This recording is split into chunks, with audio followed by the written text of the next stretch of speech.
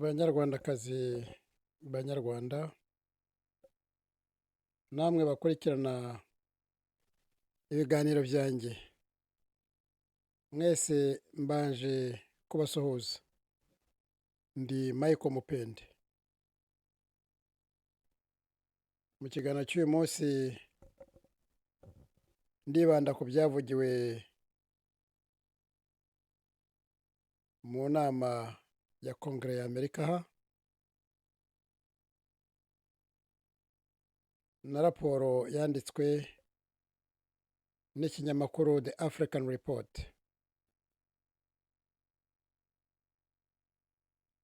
Umuntu ahangaha ushyize byose hamwe yakwibaza niba Kagame atarimo kwirahiraho umuriro mu bintu akora muri iyi minsi kubera iriya ntambara yo muri Congo n'ibindi cyane cyane ibinyoma mpora mbabwira. Ejo bundi muri United States Congress uyu ambasada Mukantabana Matilda hari ibyo yemeye u Rwanda rumaze imyaka rwaranze kwemera. Yemeye ko bakorabora cyangwa bafatanya na M23 muri ya ntambara barwana. Hari umuntu yakwibaza niba yari politike gusa nangwa se Kagame koko niba yemeye gutanga imihoho akabwiza isi ukuri. Henga tubirebere hamwe. Mu busesenguzi bw'uyu munsi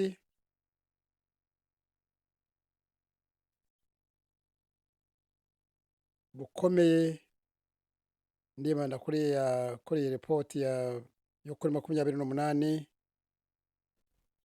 Mutarama mu 2026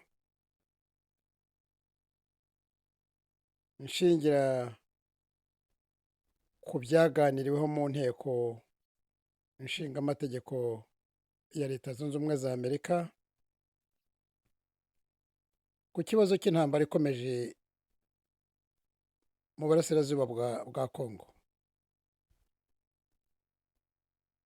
Iyi nyandiko yo muri African Report iragaragaza neza ko kwihangana kwa Amerika bihanganira imyitwarire ya Kagame ubu rwose biriho bigabanyuka, kandi ko ibyo Kigali ihakana igihe kirekire ubu birimo gufatwa nk'ikibazo gikomeye cya politiki mpuzamahanga. Icya mbere, abadepite ba Amerika batangiye kurambirwa.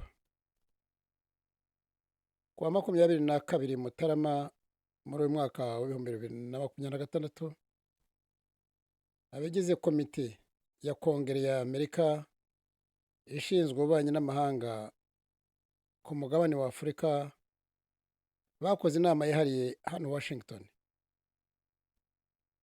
yiga ku ntambara ikomeje mu burasirazuba bwa Congo. Muri iyo nama Depite Chris Smith uhagarariye leta ya New Jersey yatangaje ko amasezerano y'amahoro yasinywe hagati y'u Rwanda na Congo atarimo gushyirwa mu bikorwa, kandi ashimangira ko hagomba kubaho Kagame kubazwa inshingano ze. Yongeyeho ko Congress ishobora gutegura amategeko mashya yihariye agamije gushyira igitutu kuri Kagame kugira ngo yubahirize ariya masezerano yasinye n'ibyo yiyemeje. abadepite cyangwa congressmen bo mu mashyaka yombi, Republicans na Democrats, bahurije ku mwanzuro umwe rukumbi yuko Amerika igomba gushyira u Rwanda ku murongo wo kubahiriza ariya masezerano y'amahoro bagiranye na Congo. Ibiganiro bigaragaza ko ikibazo cy'u Rwanda kitakiri ikiganiro cya diplomasi gusa, ahubwo ko cyinjiye mu rwego rwo gufatirwaho imyanzuro ya politiki n'amategeko. Ni icya kabiri, Visi Perezida J.D. Vance yinjiye mu kibazo cya Kongo n'u Rwanda ku mugaragaro. Iyo nyandiko ya African Report igaragaza ko Visi President wa Amerika J.D. Vance yamaze kwinjira mu kibazo cya Kongo n'u Rwanda ku rwego rwo hejuru.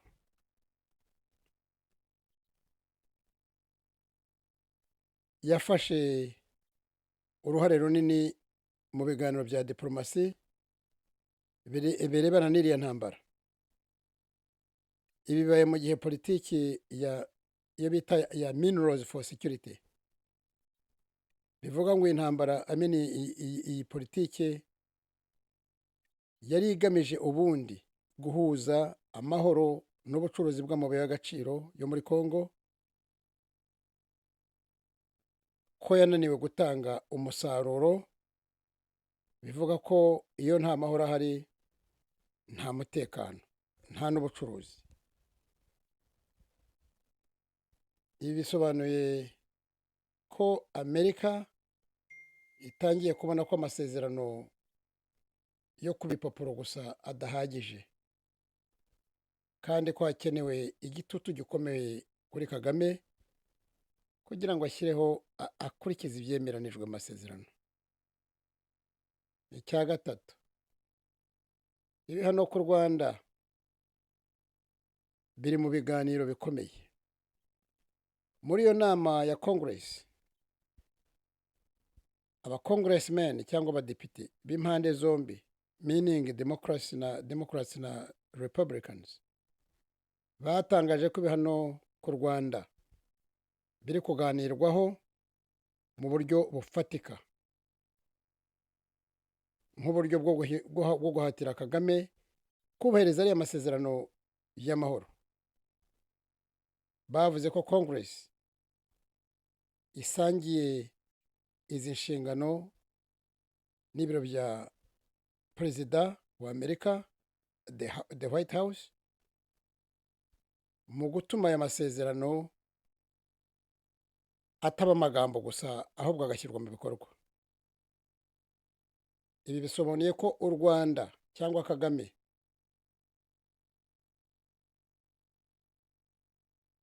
nadashyigikira ariya masezerano ngo agire ubushake nk'uko yabisabwe na White House,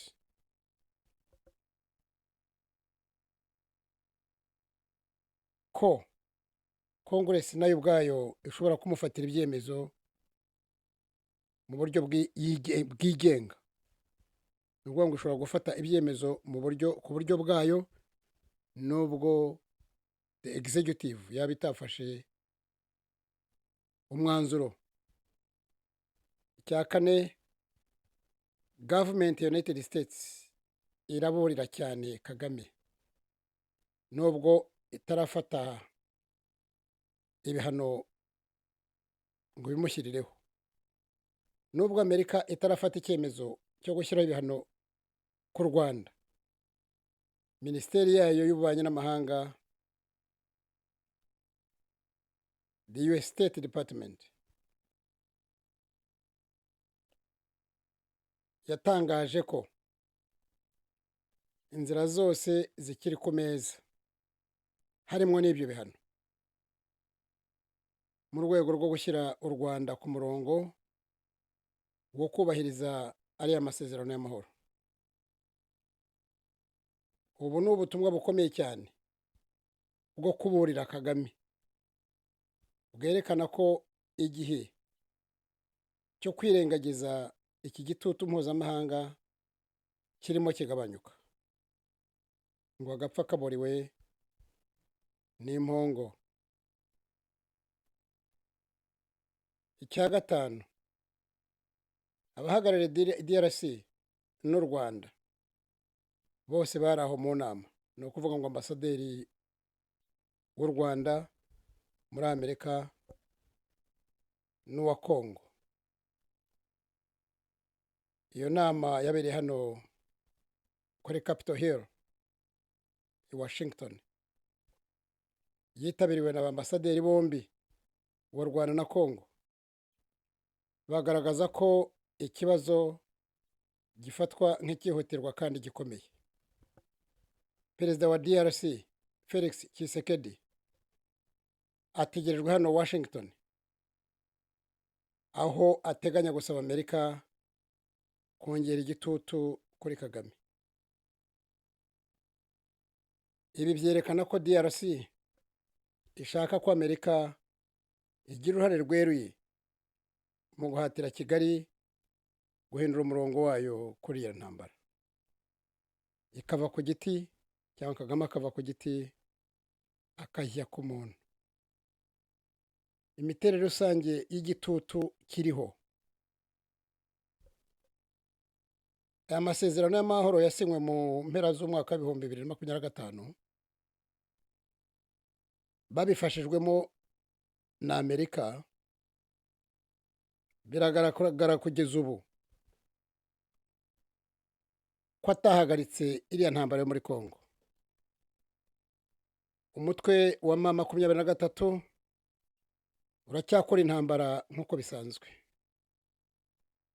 kandi haracyari ibigaragara cyane. Hari n'ibirego byinshi bikomeje gushinja u Rwanda uruhare rwarwo rwo gushyigikira M23 mu buryo ubwo ari bwo bwose, ndetse n'ingabo z'u Rwanda zikaba ari nyinshi ku butaka bwa Kongo, nubwo Kigali ibi ngibi byose irimo kubyihakana. Raporo zitandukanye zirimo n'impuguke za Loni zakomeje kongera igitutu, zivuga ku bufasha bwa gisirikare n'ubundi kuri M23, zivuga ku bucuruzi bw'amabuye y'agaciro akomeje acicikana hagati ya Kongo n'u Rwanda muri kariya karere karimo M23, amabuye ava mu bice bibirimo kuberamo intambara. Icyo ni ikibazo. Ni muri urwo rwego ibihano bitangiye gufatwa nk'inzira yonyine ishoboka, aho kuba igitekerezo cyakuri. Umwanzuro: mu magambo make, inyandiko ya The African Report iragaragaza ko Amerika irambiwe n'amagambo adakurikirwa n'ibikorwa. Ngo they need action. Ibihano ku Rwanda biri mu nzira ziri gutekerezwaho mu buryo bwihutirwa ku rwego rwo hejuru. Nanone izo ni warning. Vice President wa Amerika yamaze kwinjira muri iki kibazo cya Kongo ku giti cye, nuvuga ngo agifite mu ntoki, afite iyo desk yo kurwana na Kongo. It's a must do.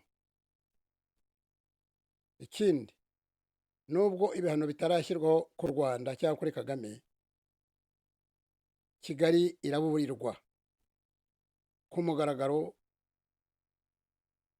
kwifata umurongo ufatika yerekeza ku masezerano yumvikanweho.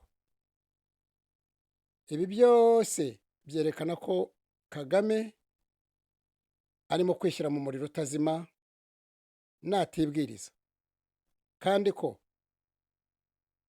naramuka adahinduye umurongo wa politiki ku kibazo cya Kongo, yuko ingaruka zo ku rwego mpuzamahanga ziri hafi kumushyikaho. Banyarwandakazi, Banyarwanda, Paul Kagame azumva ryari? Paul Kagame yabwiwe ko ahonyora uburenganzira bwa muntu muri imyaka 30 yose aranga. Kagame yavuze ko ari mu ntambara ya Kongo, ko ateza akavuye muri Kongo. Kagame aranga. Kagame yabwiwe yuko yiba amatora, ko atera ubwoba mu gihugu cye mu banyarwanda baboze, aranga. Mwumva Kagame uyu azumva ryari?